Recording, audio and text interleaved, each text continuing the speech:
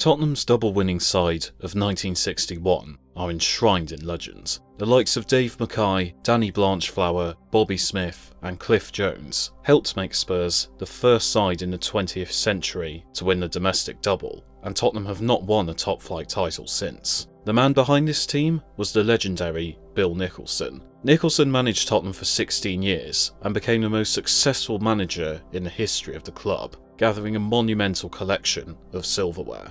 This is a story of Bill Nicholson, Tottenham's double mastermind.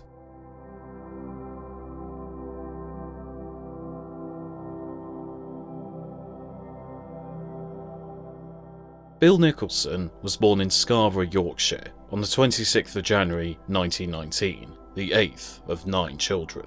As a youngster, he was spotted playing football in Scarborough by Tottenham scout Ben Ives. He was invited to Tottenham for a trial in 1936.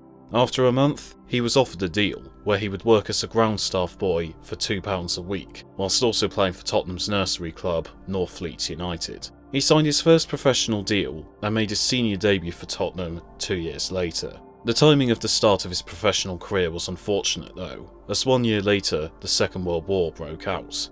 Nicholson spent the majority of the war as a physical trainer for the army, also turning out as a guest for the likes of Newcastle, Manchester United and Middlesbrough. This experience helped him develop his man management skills, which would be of great benefit in the long run. He returned to playing wing half for Tottenham in 1946, solidifying his spot in Arthur Rowe's team, as they won their first ever top-flight title in 1951.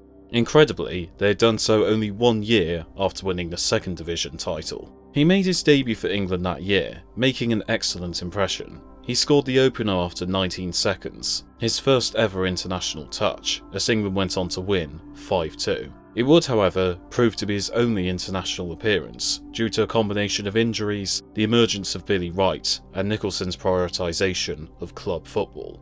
Bill Nicholson played for Tottenham until 1955, and in the build-up to his retirement, he acquired his coaching badges, spending time coaching the Cambridge University team, as well as being Walter Winterbottom's assistant at the 1958 World Cup. He was appointed as manager of Tottenham in October that year, and it was the start of something special. Spurs at the time were languishing towards the bottom half of the table, but Nicholson made an incredible first impression. Tottenham beat Everton by a scoreline of 10-4 at White Hart Lane in Nicholson's first match in charge. It was a sign of the exciting times to come. Nicholson, influenced by his time under Arthur Rowe, favoured a quick, passing style of play, which often overwhelmed the opposition with its pace. Tottenham's 10-4 win was a club record, and Nicholson would break his own record when in the 59-60 season they defeated Crewe Alexandra by 13-2 in the FA Cup. Tottenham's fortunes were improving, as Nicholson guided them to third place in the 59-60 season, and the next campaign would be a fairy tale. Captain Danny Blanchflower had a strong feeling the double could be achieved, although it was something that had not been done since Aston Villa did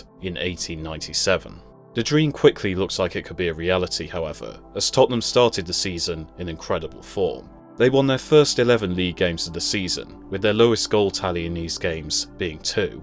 The strike partnership of Les Allen and Bobby Smith were in fine form, as Tottenham were unbeaten until November. The second loss of the season was followed by the perfect recovery, as they defeated Arsenal by 4-2. Their FA Cup campaign began with wins over Charlton and Crewe, and although there was a dip in form through February and March, a 4-2 win over Chelsea and a 5-0 win over Preston saw the hunt for the title continue.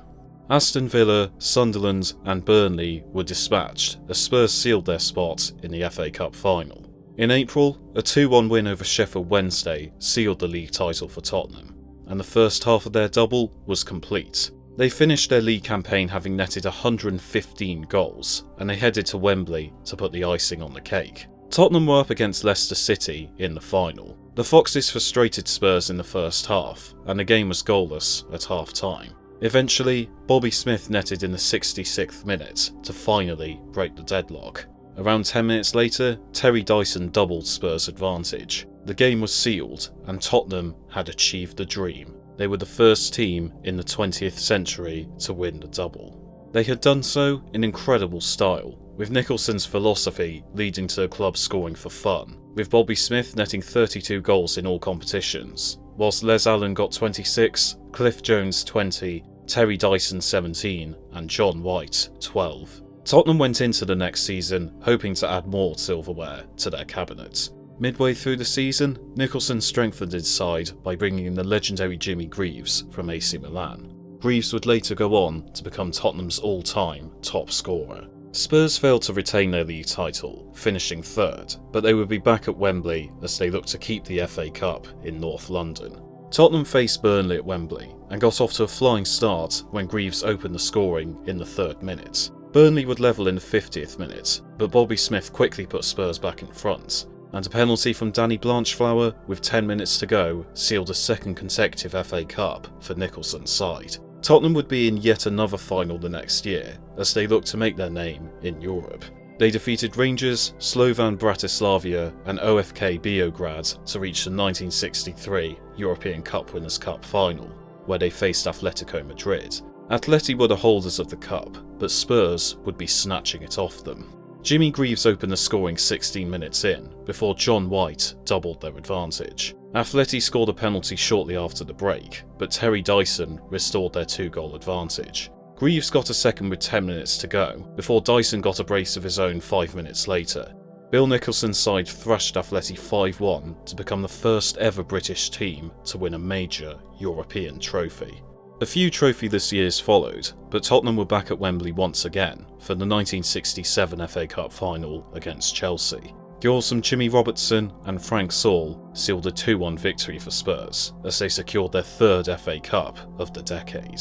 The turn of the 1970s saw Nicholson add even more silverware to the White Hart Lane trophy cabinet. A 2-0 victory over Aston Villa in the 1971 League Cup final saw Tottenham win the trophy for the first time. The next year, they defeated Wolves 4-3 on aggregate in the UEFA Cup final to win that trophy for the first time too. Another League Cup was won the next year, which would ultimately prove to be the final trophy of Nicholson's illustrious career. As the 70s drew on, Nicholson was starting to become disillusioned with football. He detested the rise in hooliganism and the rapid increase of players' wages. He was particularly appalled by crowd violence displayed in Tottenham's 1974 UEFA Cup final defeat to Feyenoord. Nicholson was an obsessive, always the first at the training ground in the morning, but many years of doing this was taking its toll on him. At the wedding of one of his daughters, Nicholson broke down in tears, saying that because of his job, he hadn't seen her grow up. After a poor start to the 74-75 season, Nicholson resigned from his position as Tottenham manager, later saying that he was burnt out and had nothing left to give. Sadly, he left on a sour note, as he wanted his replacement to be Danny Blanchflower, but the club were angry that Nicholson had contacted Blanchflower behind their back. Tottenham chose to cut all ties with Nicholson with a £10,000 payoff, and refused a testimonial for him. Fortunately, Nicholson would later return home. After spending a year working for West Ham as an advisor and scout, Keith Birkinshaw requested that Nicholson be brought back to Tottenham as a consultant, after Birkinshaw was appointed Spurs manager in 1976. Nicholson did well in this role, recommending players such as Gary Mabbott and Graham Roberts, as Spurs had a period of great success in the early 80s, winning consecutive FA Cups and a UEFA Cup, just as Nicholson had done. Nicholson remained a consultant at Tottenham until 1991, when he was named club president.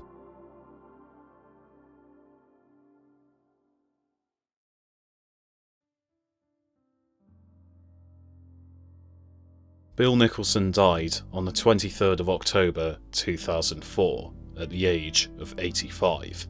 He had continued attending every game at White Hart Lane until shortly before his passing. Bill Nicholson is without doubt the greatest manager in Tottenham Hotspur's history. Although a modest man, he possesses an honours list many in football would give anything to have, and it is unlikely we will ever see another Tottenham manager eclipse him. He was the first manager in English football to win a double for 64 years, and remains the last manager to win a top flight with Spurs. He is one of the greatest managers the English game has ever seen, but sadly, his modest nature has seen him overlooked by many outside the White Hart Lane faithful. But he is without question a legend of the beautiful game.